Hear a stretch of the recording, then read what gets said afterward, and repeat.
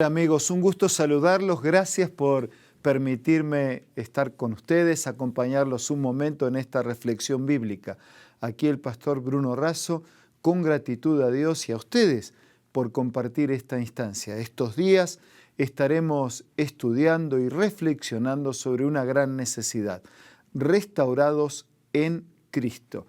Y el tema de hoy tiene que ver con aplausos y lágrimas. Está basado en una historia que está registrada en San Lucas capítulo 19 y quería, antes de abrir la Biblia y leer juntos, poder orar.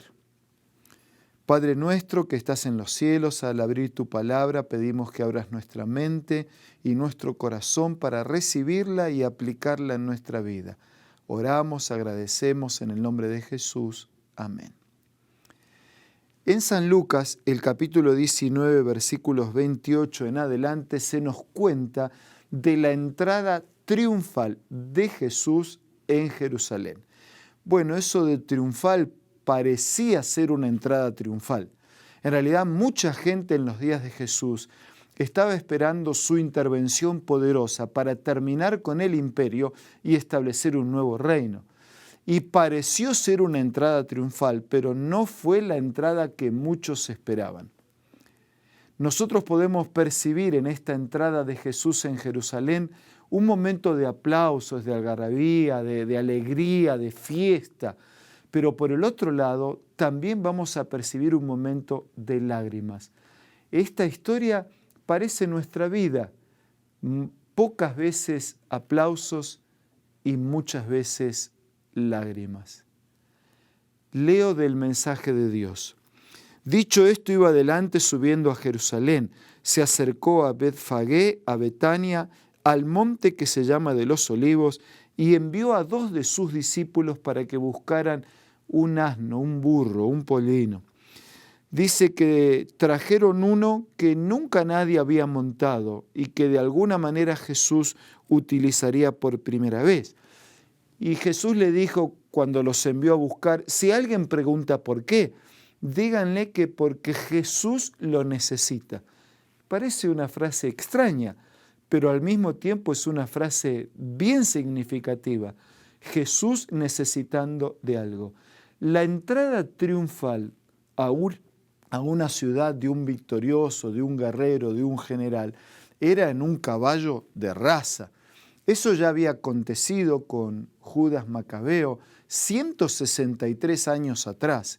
Él hizo su entrada montado en un caballo como supuesto guerrero victorioso, pero finalmente terminaron con su vida. Ahora Jesús, el Dios, el Rey, el Señor de señores, entraría a Jerusalén montado en un burro. Continúa el relato hablándonos de ese ingreso de Jesús en Jerusalén y lo hace de esta manera. Fueron los que habían sido avisados y hallaron como les dijo y le preguntaron y todo lo demás, porque el Señor lo necesita, fue la respuesta. Lo trajeron a Jesús, Jesús se montó en aquel burro y cuando se acercaba a la bajada del monte de los Olivos, toda la multitud de los discípulos, gozándose, comenzó a alabar a Dios a grandes voces por todas las maravillas que habían visto. Decían: bendito el Rey que viene en nombre del Señor, paz en el cielo y gloria en las alturas. Un canto similar al que los pastores habían entonado cuando Jesús nació en aquellas colinas, aquella noche. Los pastores cantaron: gloria a Dios en las alturas y en la tierra, paz y buena voluntad para con los hombres. El ingreso de Jesús de alguna manera era la expectativa para ellos, el establecimiento de un nuevo reino, un reino terrenal. Se habían equivocado de reino. Jesús había venido para establecer un nuevo reino, había venido para terminar con el pecado y con las consecuencias del pecado, había venido para abrir una instancia de salvación, de fe y de esperanza, pero no era ese reino el que ellos esperaban.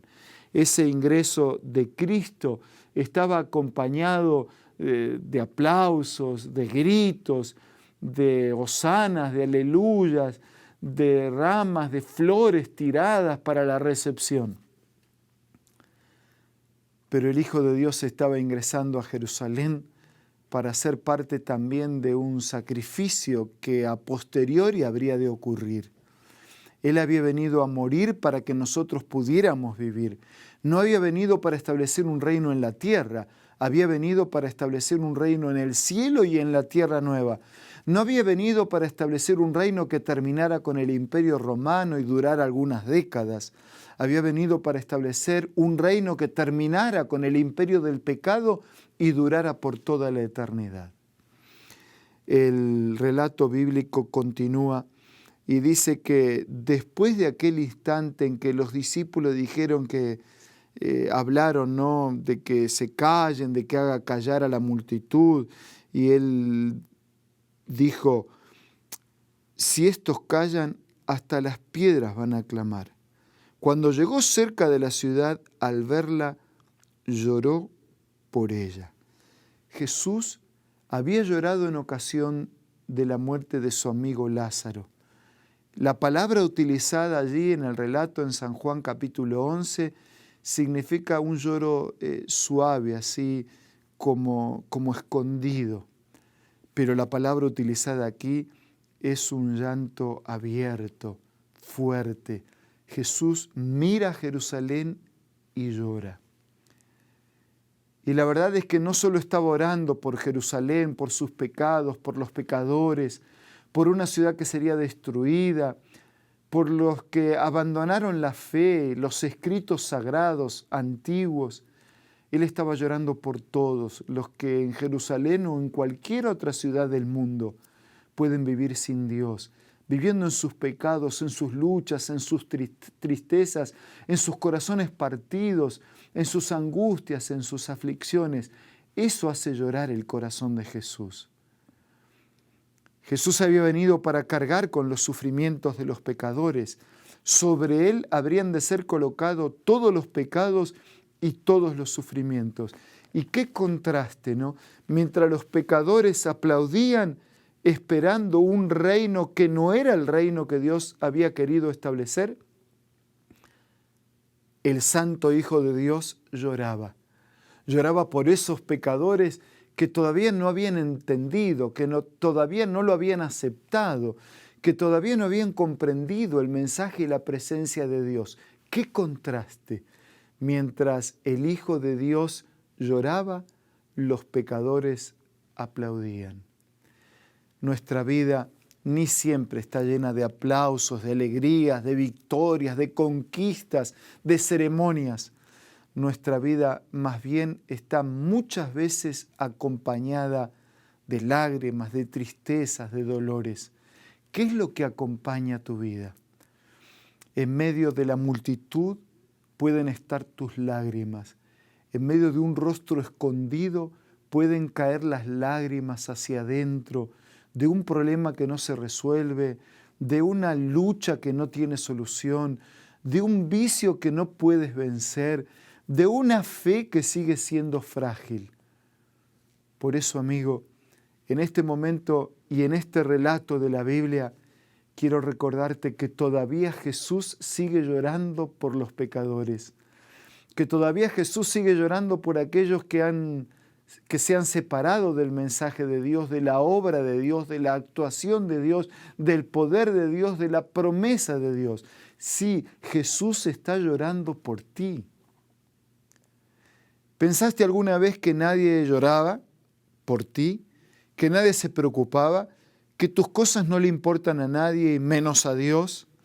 El relato de la Biblia dice que Dios se importa, que Dios le interesa, que Dios está pensando en ti. El relato de la Biblia nos muestra su amor que los mares no pueden apagar, que las muchas aguas no pueden ahogar. Ese es el amor de Dios. Es el amor de Dios que llevó a decirle a los discípulos: me buscan un burrito, y si les preguntan por qué, digan que yo lo necesito. Jesús está necesitando de algo simple, tan simple como un burro. El Señor puede cuidar de todo el universo y al mismo tiempo atenderte como si fuese lo único que tuviera que atender. Aunque parezca lo más simple y lo último de la fila, el Señor te necesita. En los días en que el Titanic se hundió en su viaje inaugural, en medio de las fiestas, de las victorias, de los cantos, de la música, cuando las lágrimas, el llanto, el terror y la desesperación afectó a todos, un matrimonio, el matrimonio Strauss, hacía parte de aquel viaje inaugural. Ella se llamaba Idor y el esposo se llamaba Isidor. Habían hecho planes de viajar, no iban a viajar en esa embarcación, pero finalmente hicieron parte de este viaje inaugural del Titanic. Cuando aconteció lo que aconteció y el Titanic comenzó a hundirse y los botes salvavidas ofrecían un camino y una salida para muchos, llegó un problema. Era el último bote y había lugar solo para una persona. En ese momento, Isidor le dijo a su esposa que usara ese lugar. Y la esposa dijo, no, tú. Y ahí estaba la discusión y no había tiempo que perder. Ese bote salvavidas tenía que alejarse de la proximidad del Titanic que se estaba hundiendo. La insistencia un poco más y finalmente ninguno de los dos quería ceder. Los dos querían darle el lugar al otro. Finalmente dijeron así: juntos hemos vivido estos 50 años de casados y juntos preferimos hundirnos en las aguas del océano. ¡Qué amor! Un amor que ni siquiera las aguas pudieron apagar. El cuerpo de ella nunca se encontró. El cuerpo de él se encontró y yace en un cementerio en las afueras de Nueva York, con una inscripción: un amor que ni las aguas pudieron apagar. Amigo, ese es el amor de Cristo para con nosotros. Ni el amor, ese amor, ni las aguas, ni el fuego, ni las dificultades, ni los problemas, ni las circunstancias que podamos atravesar consiguen apagarlo. Por eso, en tu sufrimiento, en tus luchas, en tus miedos, en tu dificultad, acepta el amor de aquel que vivió y murió para que nosotros pudiéramos vivir. Acepta el amor de aquel que en medio de las multitudes y de los aplausos lloró, sintió nuestro dolor. Y entrega tu vida a Jesús en este momento. Confía en Él. Hay un abrazo, una mano, un brazo extendido. Toma ese brazo, toma esa mano. Confía en el Señor. Entrega tu vida a Dios. Coloca tu vida en las manos del Señor. Estudia su palabra. Conéctate con el pastor o con el amigo que está a tu lado y afirma tu convicción de estudiar la palabra de Dios. Prepara tu vida para ser parte del reino del Señor. Ahora es el momento de tu decisión. Entrega, confía, decide, acepta el mensaje de Dios, aquel que puede transformar tus lágrimas en aplausos y en cantos de victoria. Aquel que puede transformar este reino presente que termina en un reino interminable. Aquel que puede transformar esta vida lastimada por el pecado en una vida restaurada para siempre.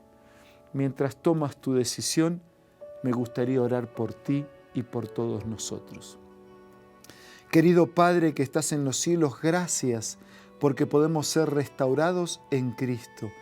Gracias porque Jesús todavía sigue llorando por los que viven en este mundo de pecado, lastimados, enfermos, solos. Gracias porque Él no solamente llora, sino que nos abraza para salvarnos. Y su llanto es porque no quiere que nos perdamos. Quiere que aceptemos la salvación. Gracias, Señor, por transformar nuestras lágrimas en alegrías, nuestros sufrimientos en victorias. nuestra vida de pecado en una vida de crecimiento y nuestra vida presente en una vida eterna. Bendice a todos nuestros amigos, alcánzanos con tu gracia y por favor, restáuranos en Cristo. Oramos, agradecemos en el nombre de Jesús. Amén y amén.